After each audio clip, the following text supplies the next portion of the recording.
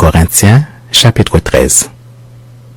Quand je parlerai les langues des hommes et des anges, si je n'ai pas la charité, je suis un airain qui résonne ou une cymbale qui retentit.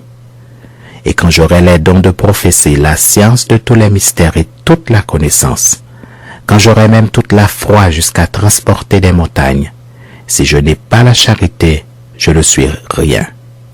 Et quand je distribuerai tous mes biens pour la nourriture des pauvres, quand je livrerai même mon corps pour être brûlé, si je n'ai pas la charité, cela ne me sert de rien. La charité est patiente, elle est pleine de bonté, la charité n'est point envieuse. La charité ne se vante point, elle ne s'enfle point d'orgueil. Elle ne fait rien de malhonnête, elle ne cherche point son intérêt, elle ne s'irrite point, elle ne soupçonne point le mal. Elle ne se réjouit point de l'injustice, mais elle se réjouit de la vérité. Elle excuse tout, elle croit tout, elle espère tout, elle supporte tout.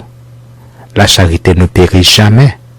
Les prophéties prendront fin, les langues cesseront, la connaissance disparaîtra. Car nous connaissons en partie et nous prophétisons en partie. Mais quand ce qui est parfait sera venu, ce qui est partiel disparaîtra.